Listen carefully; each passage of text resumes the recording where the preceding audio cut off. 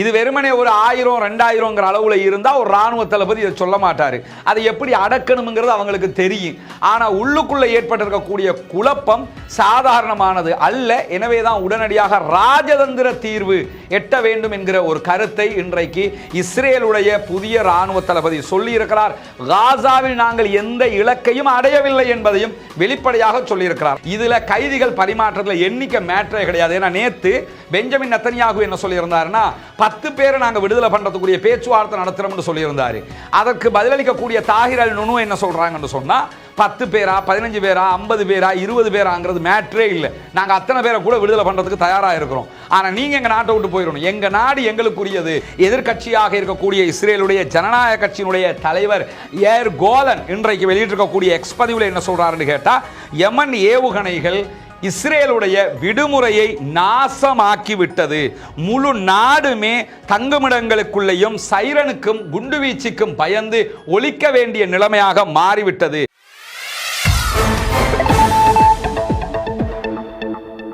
அஸ்ஸலாமு அலைக்கும் வரஹ்மத்துல்லாஹி வபரகாத்துஹு. பேரன்பிற்கினிய சகோதர சகோதரிகளே, நம் அனைவர் மீதும் ஏக இறைவனுடைய அமைதியும் கருணையும் உண்டாகட்டுமாக என்கிற உயரிய பிரார்த்தனைகளோடு அக்டோபர் 7ஆம் தேதி 2023ஆம் ஆண்டு பாலஸ்தீனத்தின் மீது இஸ்ரேலிய ஆக்கிரமிப்பு இராணுவம் ஆரம்பித்த ஆக்கிரமிப்பு தாக்குதல்கள் இன்றைக்கு 556வது நாளாகவும் காசாவிலே நடைபெற்று வருகிறது.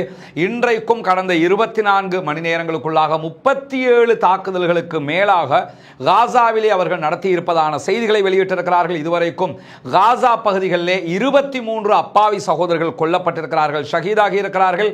56க்கு மேற்பட்டவர்கள் படுகாயமடைந்திருக்கிறார்கள் என்கிற செய்திகள் வெளியாகி இருக்கிறது. இந்த நிலையில் 556வது நாளிலே இஸ்ரேலிய இராணுவத்திற்குள்ளும் இஸ்ரேலிய அரசாங்கத்திற்குள்ளும் பலத்த எதிர்ப்புகளும் யுத்தத்தை நிறுத்த வேண்டும் என்கிற அழுத்தங்களும் தொடர்ந்து உருவாகி வரக்கூடிய செய்திகள் வெளியாகி கொண்டிருக்கிறது. குறிப்பாக இஸ்ரேலுடைய இராணுவ தளபதி ஏற்கனவே பதவி நீங்கி இருக்கிறார், ராஜினாமா செய்திருக்கிறார் இந்த யுத்தத்திற்கு பொறுப்பேற்று.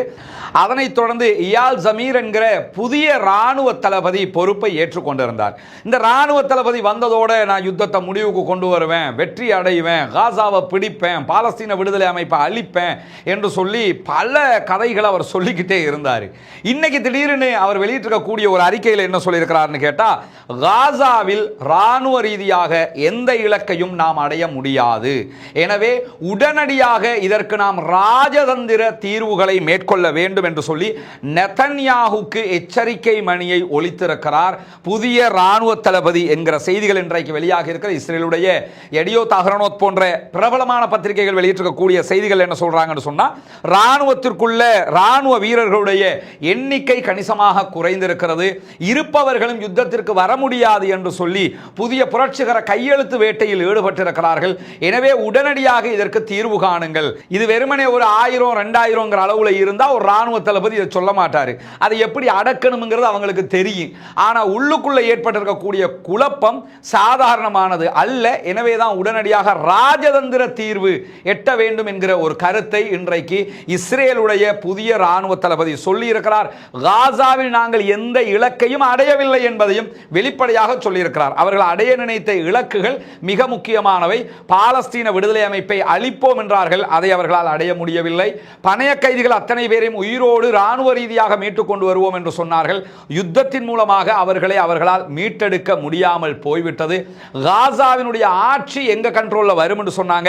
இந்த நிமிடம் வரைக்கும் அதுவும் வரவில்லை. அங்கே பொதுமக்களை கொன்று குவித்திருக்கிறார்கள், முழு நாட்டையும் அழித்திருக்கிறார்கள், எந்த ஒரு இடமும் விட்டு வைக்காத அளவுக்கு குண்டு போட்டு துளைத்திருக்கிறார்கள். இதைத்தான் அவங்க பண்ணியிருக்கிறாங்களே தவிர அவங்க நினைச்ச இலக்கை அவர்களால் அடைய முடியவில்லை என்பதை இன்றைக்கு பகிரங்கமாக அவர் ஒப்புக்கொண்டிருக்கக்கூடிய நேரத்தில் நமக்கெல்லாம் தெரியும், இஸ்ரேலுடைய இராணுவத்துக்குள்ள ஒரு புரட்சி ஏற்பட்டு நாங்க யுத்தத்துக்கு போக முடியாது, யுத்தத்தை உடனடியாக நிறுத்துங்க என்று சொல்லி பல பேரும் கையெழுத்து வேட்டையில் ஈடுபட்டு வருகிறார்கள். இன்றைய தினம் வெளியாகி இருக்கக்கூடிய அறிக்கையில் நிறைய இஸ்ரேலுடைய இராணுவத்தினரும் பட்டதாரிகளும் இந்த கையெழுத்து வேட்டையில் இன்றைக்கு இணைந்திருக்கிறார்கள். சுமார் 1600 இராணுவத்தை சேர்ந்தவர்கள் புதிதாக இன்றைக்கு இதிலே இணைந்து கொண்டிருக்கிறார்கள். நாங்கள் யுத்தத்திற்கு வர முடியாது, யுத்தத்தை நிறுத்துங்கள், ராஜதந்திர ரீதியில், அரசியல் ரீதியில் இதற்கு தீர்வு காணுங்கள், காசா யுத்தத்தில் தோற்றுவிட்டோம் என்பதைத்தான் அவர்கள் தொடர்ந்து வலியுறுத்தி கொண்டிருக்கிறார்கள். இன்றைக்கு சேர்ந்திருக்கிற 1600 பேர்ல நிறைய பேர் யாருன்னு சொன்னா பாரா ட்ரூப்பர்களாக இருக்கிறாங்க. பாரா ட்ரூப்ல பறந்து போய் தாக்குதல் நடத்தக்கூடியவங்களாக இருக்கிறாங்க. பாலஸ்தீன விடுதலை அமைப்பு முதலாவது தாக்குதல் அப்படித்தான் அவங்க நடத்தி இருந்தாங்க. அந்த மாதிரி பயிற்சி பெற்ற பாரா ட்ரூப்பர்கள் தான் இன்றைக்கு நிறைய பேர் கையெழுத்திட்டு இருக்கிறார்கள். அதே போன்று தரைப்படையை சேர்ந்தவர்களும் இன்றைக்கு கையெழுத்திட்டு இருக்கிறார்கள் என்கிற செய்திகள் வெளியாகி இருக்கக்கூடிய நேரத்தில் தான் கையெழுத்திட்டு இருக்கக்கூடியவங்க என்ன சொல்லியிருக்கிறாங்கன்னா, காசாவுக்குள் இருக்கக்கூடிய எங்களுடைய பணைய கைதிகளையும் எங்களுடைய இராணுவத்தினருடையவும் உயிரை காப்பாற்றுவதற்காகத்தான் இந்த வேலையை நாங்கள் பண்றோம்னு சொல்லி எடியோத் அஹ்ரோனோத்திற்கு சொல்லியிருக்கக்கூடிய கருத்தில் அவர்கள் சொல்லியிருக்கிறார்கள். எனவே இஸ்ரேலுக்குள்ள அவர்களுடைய இராணுவத்தின் குழப்பம் உச்சம் தொட்டு கொண்டிருக்கக்கூடிய நேரத்தில் தான் இராணுவ புலனாய்வு பிரிவினுடைய உயரடுக்கு தொழில்நுட்ப பிரிவாக இருக்கக்கூடிய 8200 170க்கு மேற்பட்ட புதிய நபர்கள் இன்றைக்கு மேலதிகமாக கையெழுத்திட்டு இருக்கிறார்கள். 8200 இஸ்ரேல் ராணுவத்தில் இருக்கிற இணையதளம் தொடர்பான மிக முக்கியமான தொழில்நுட்ப உளவு பிரிவாக இருக்குது. அந்த உளவு பிரிவில் இருந்து நூற்றுக்கணக்கானவர்கள் ஒவ்வொரு நாளும் இந்த புரட்சிகர அமைப்பிலே இணைந்து கொண்டிருக்கிறார்கள். யுத்தத்தை நிறுத்தணும் என்று இப்ப பொதுமக்கள் கேட்டது போக ராணுவமே கேட்க ஆரம்பித்திருப்பது மிகப்பெரிய சிக்கலாக இருக்கிறது. இதுல இணைகிறவர்களை எல்லாம் பதவி நீக்கம் பண்ணுவோம், அவருடைய ஜாப பறிப்போம் என்றெல்லாம் நெத்தன்யாகு கூக்குரலிட்டார். இதுவரைக்கும் ஒருவருடைய பதவியை கூட அவரால் நீக்க முடியவில்லை என்பது இங்கு கவனிக்க வேண்டிய முக்கியமான விவகாரம். விமானப்படையினுடைய ரிசர்வ் படை வீரர்கள், மருத்துவர்கள், ராணுவத்தில் இருக்கக்கூடிய டாக்டர்கள், முன்னாள் மொசாத் உறுப்பினர்கள், அதே போன்று கடற்படையினுடைய நாவல் போர்சஸினுடைய ரிசர்வ் படை வீரர்கள், ராணுவ உளவுத்துறை உறுப்பினர்கள் போன்றவங்க எல்லாருமே இப்படி தொடர்ந்து நாங்கள் யுத்தத்திற்கு வர முடியாது என்று சொல்லி கடிதம் கொடுத்து கொண்டிருக்கிறார்கள் என்கிற செய்திகள் வெளியாகி இருக்கக்கூடிய நேரத்தில் தனியாக இன்றைக்கு இஸ்ரேல் ராணுவத்தில் இருக்கக்கூடிய டாக்டர்ஸ்மார் வெளியிட்டிருக்கக்கூடிய அறிக்கையில் என்ன சொல்றாங்கன்னா, சேனல் 13 வெளியிட்டிருக்கக்கூடிய அறிக்கையில் ஞாயிற்றுக்கிழமையினுடைய தகவல் பிரகாரம் குறைந்தது 200 இஸ்ரேலிய ராணுவத்தில் பணியாற்றக்கூடிய மருத்துவர்கள் நாங்கள் இனிமேல் யுத்தத்திற்கு வர முடியாது என்று அறிவித்திருக்கிறார்கள் என்கிற செய்தியும் மேலதிகமாக வெளியாகி இருக்கிறது.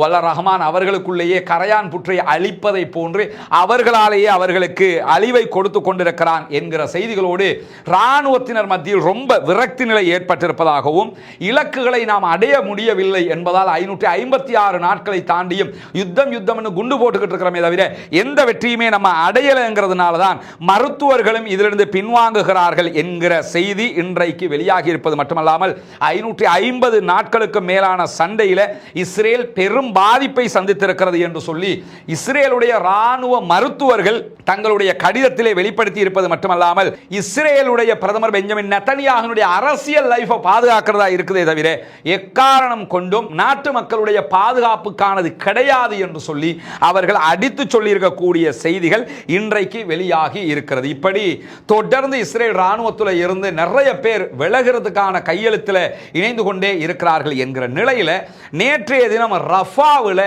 கடுமையான சண்டை இஸ்ரேலிய ஆக்கிரமிப்பு ராணுவத்திற்கும் பாலஸ்தீன விடுதலை ராணுவத்திற்கும் இடையிலே நடந்திருக்கிறது. குறிப்பாக நேற்றைய தினம் அம்பூஷ் என்று சொல்லக்கூடிய உள்ள இழுத்து தாக்குதல் நடத்துகிற ஒரு வேலையை அவங்க பார்த்திருக்கிறாங்க. இன்னைக்கு நீங்க பார்க்கலாம், இஸ்ரேலுடைய சில ஊடகங்கள் பாலஸ்தீன விடுதலை அமைப்பினுடைய ஒரு பங்கரை நாங்கள் கைப்பற்றி இருக்கிறோம் என்று சொல்லி ஒரு வீடியோ போட்டுக்கிறாங்க. அது தொடர்பாக பாலஸ்தீன விடுதலை அமைப்பு வெளியிட்டிருக்கக்கூடிய அறிக்கையில் அந்த பங்கர் எந்த இடத்தில் இருக்கிறதோ அந்த இடத்திற்கு வரவழைப்பதற்காகத்தான் நாங்கள் அந்த தாக்குதலையே மேற்கொண்டோம் என்று சொல்லியும், அந்த பங்கர் ஆல்ரெடி கைவிடப்பட்டது என்றும் அதனுடைய தொடர் எங்குமே இல்லை என்றும் சொல்லி இருக்கிறார்கள். பங்கர்னா ஒன்னோட ஒன்று தொடர்பு கொண்டு அடுத்த கட்டம் போற மாதிரி இருக்குன்னு அது ஒரு தனி பங்கராக இருக்கிற காரணத்தினாலையும் அந்த இடத்துல தான் ஆம்புஷ் வழியாக, அதாவது ஒரு இடத்துக்கு எல்லாரையும் இழுத்து என்ன பண்ணியிருக்கிறாங்கன்னா தாக்குதல் நடத்தியதுல 13க்கு மேற்பட்ட இஸ்ரேலிய ஆக்கிரமிப்பு ராணுவத்தை சேர்ந்தவர்கள் கொல்லப்பட்டிருக்கிறார்கள் என்கிற செய்திகளையும், ஒருவர் ஸ்னைப்பர் அட்டாக் மூலமாக கொல்லப்பட்டிருக்கிறார் என்கிற செய்திகளையும் இன்றைக்கு வெளியிட்டிருக்கக்கூடிய போராட்ட அமைப்பினர் மேலதிகமாக என்ன சொல்லியிருக்கிறாங்கன்னு சொன்னா, ரஃபாவுக்குள்ள நாங்கள் எந்த நேரமும் இஸ்ரேலை தாக்குவதற்கான வாய்ப்பு இருக்கிறது, எனவே யுத்த நிறுத்தத்திற்கு நீங்கள் வருவதுதான் உங்களுக்கு சால சிறந்தது என்கிற செய்திகளையும் அவங்க சொல்லி இருக்கிறாங்க. அதே மாதிரி காசாவினுடைய சுஜாயா சுற்றுப்புறத்திலும் இன்றைக்கு தாக்குதல்களை நடத்தி இருக்கிறார்கள் என்கிற செய்திகள் வெளியாகி இருக்கிறது. இந்த நிலையில தான் இன்றைக்கு பாலஸ்தீன விடுதலை அமைப்பு மேலும் ஒரு முக்கியமான அறிக்கையை வெளியிட்டிருக்கிறாங்க. அந்த அறிக்கை என்னன்னு சொன்னா, நாங்கள் யுத்தத்தை நிறுத்துவதற்கு தயாராக இருக்கிறோம் என்பதுதான் அந்த அறிக்கை.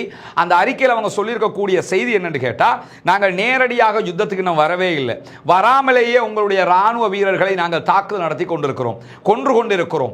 அதே மாதிரி உங்களுடைய தரப்புக்கு நாங்கள் ஏவுகணை தாக்குதல்களை நடத்தி கொண்டிருக்கிறோம். எங்களுக்காக யமன்ல இருக்கக்கூடிய சகோதரர்களும் தாக்குதல்களை நடத்தி கொண்டிருக்கிறார்கள். இப்படி தொடர்ந்து இந்த யுத்தம் நடைபெற்றுக் கொண்டே இருக்கிறது.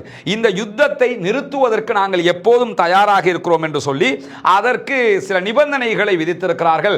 கத்தார் மற்றும் எகிப்து யுஎஸ்ஏயோட பேசிக்கிட்டு இருக்கிறதுனால இன்றைக்கு கெய்ரோவில் இந்த நிபந்தனைகள் வழங்கப்பட்டிருப்பதாக சொல்லப்படுகிறது. ஏஎஃப்பி செய்தி நிறுவனத்துக்கு பாலஸ்தீன விடுதலை அமைப்பினுடைய தாகிர் அல் நுனு என்கிற அவர்களுடைய அதிகாரி சொல்லியிருக்கக்கூடிய தகவல் தான் இன்றைக்கு வெளியாகி இருக்கிறது. குறிப்பாக ஒரு முறையான கைதிகள் பரிமாற்றத்திற்கு நாங்கள் தயாராக இருக்கிறோம் என்று சொல்லியிருக்கிறார்கள்.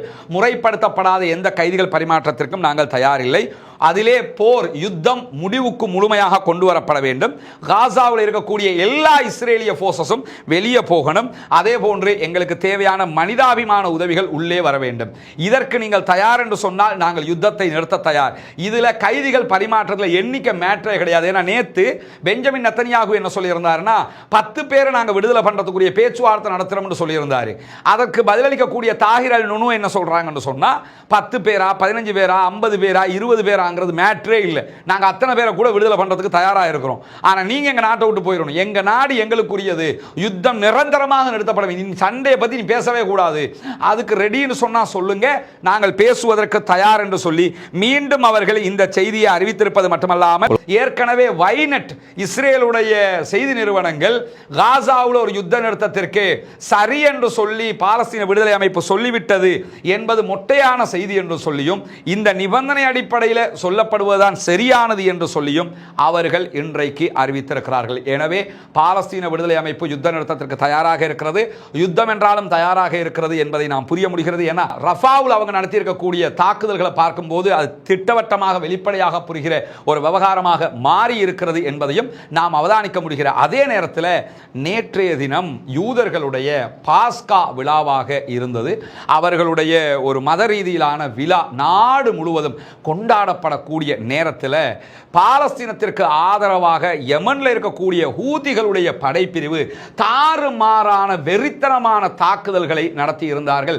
இன்றைக்கு அது தொடர்பான செய்திகளும் வீடியோக்கள் வெளியாகி இருக்கிறது. குறிப்பாக அங்கு அவர்கள் நடத்திய தாக்குதல்களுடைய காட்சிகள் எல்லாம் இன்றைக்கு வெளியாகி இருப்பதை நம்ம பார்க்க முடிகிறது. ஹூதிகள் மீது யமன் மீது அமெரிக்கா தொடர்ந்து தாக்குதல்களை நடத்தி வருகிறது. மார்ச் 16ஆம் தேதி முதல் அமெரிக்கா நடத்தி வரக்கூடிய தாக்குதல்களை இதுவரைக்கும் 123 பொதுமக்கள் யமன்ல கொல்லப்பட்டிருக்கிறார்கள் என்கிற செய்திகள் வெளியாகி இருக்கிறது. 247 பேர் படுகாயம் அடைந்திருக்கிறார்கள் என்கிற செய்திகளையும் அங்கிருக்கக்கூடிய அல் மசீரா தொலைக்காட்சி வெளியிட்டிருக்கிறது.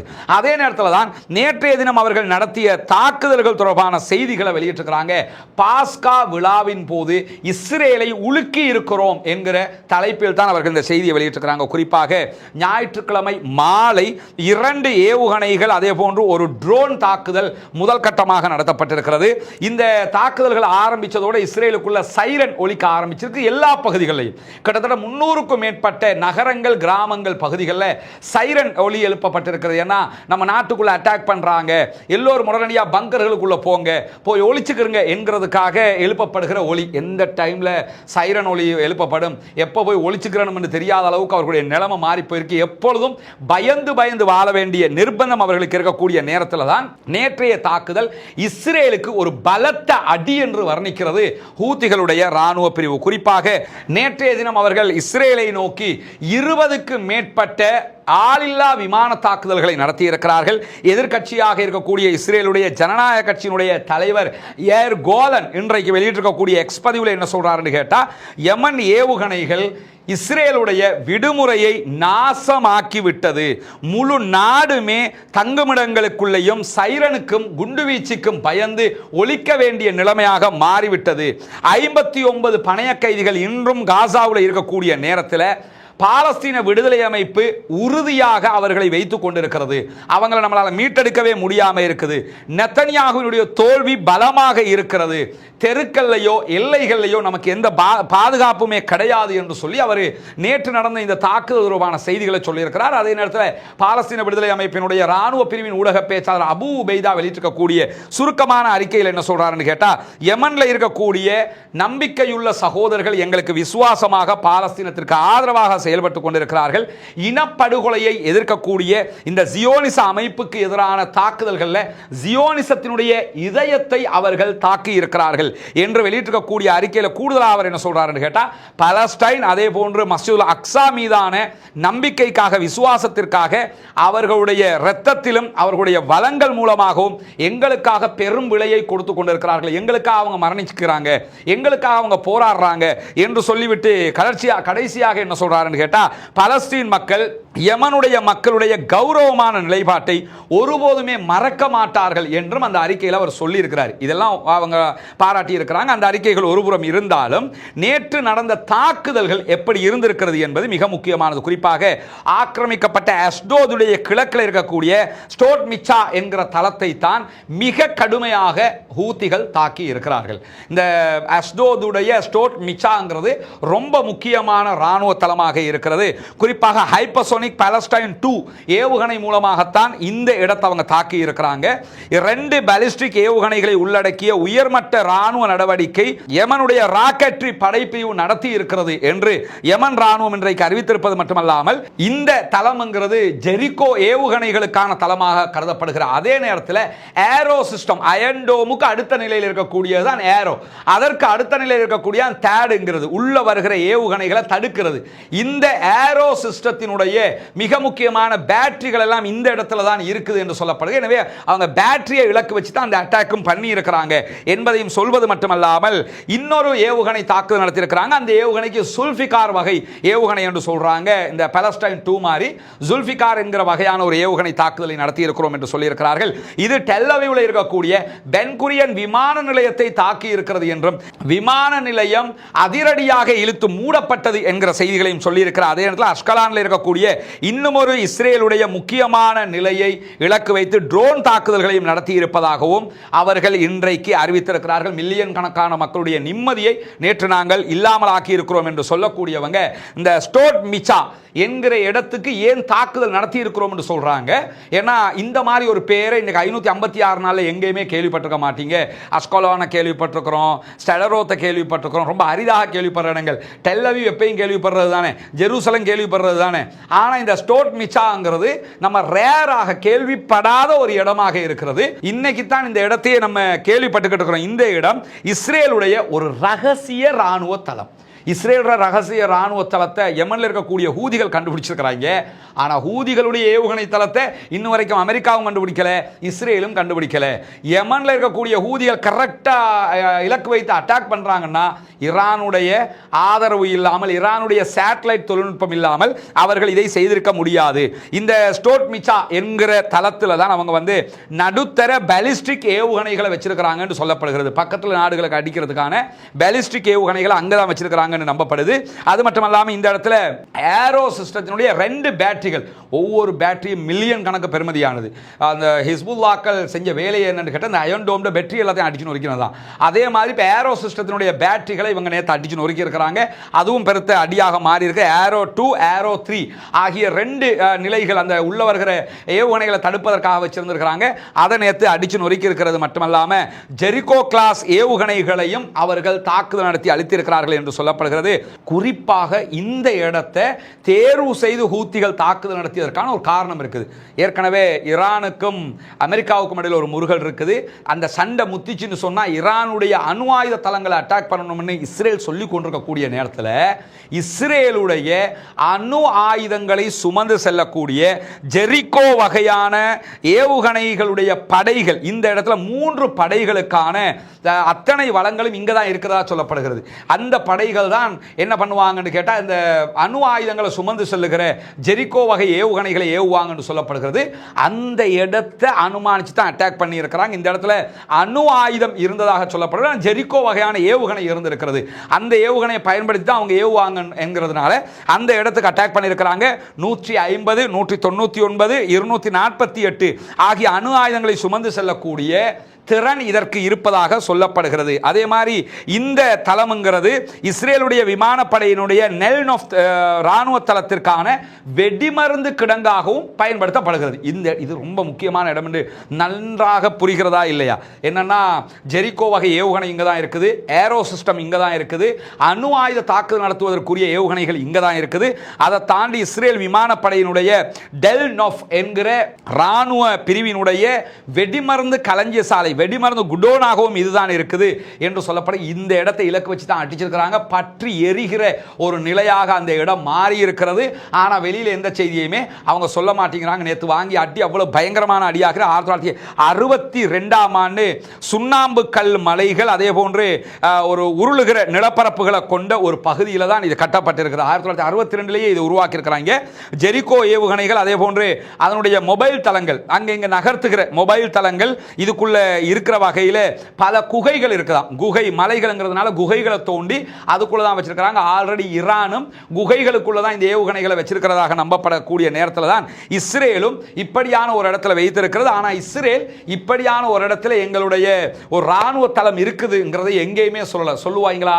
சொல்ல மாட்டாங்க. ஆனா அதை துல்லியமா கண்டுபிடிச்சு இந்த இடத்துல தான் அணு ஆயுதத்தை கொண்டு செல்லக்கூடிய ஏவுகணைகளை வச்சிருக்கிறாங்க என்று சொல்லி அதற்கு துல்லியமான தாக்குதல்களை நடத்தி இருக்கிறார்கள் யமனுடைய ஹூத்திகளுடைய ராணுவ பிரிவு என்கிற செய்திகளும் இன்றைக்கு வெளியாகி இருக்கிறது. எனவே ஹூத்திகள் தொடர்ந்து பாலஸ்தீனத்திற்கு ஆதரவாக இந்த தாக்குதல்களை நடத்தி வருகிறார்கள்.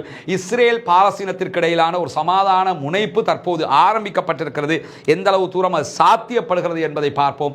பாலஸ்தீனம் வெற்றி பெற வேண்டும், பாலஸ்தீனம் சுதந்திரம் அடைய வேண்டும், பாலஸ்தீன மக்களும் நம்மை போன்ற நிம்மதியானவர்களாக மாற வேண்டும், ஆயுத கலாச்சாரம் இல்லாமலாகி அமைதியான கலாச்சாரம் உருவாக வேண்டும், அமைதியாக அனைவரும் இந்த பூ உலகிலே தங்களுடைய வாழ்க்கைகளை கழிக்க வேண்டும், தீவிரவாதம் ஒழிய வேண்டும், பயங்கரவாதம் இல்லாதொழிக்கப்பட வேண்டும் என்கிற உயரிய கோரிக்கைகளோடு பாலஸ்தீன மக்களுக்காக ஜனநாயக ரீதியாக குரல் எழுப்புவோமாக. வாஹ்ரதவானா அல்ஹம்துலில்லாஹி ரப்பில்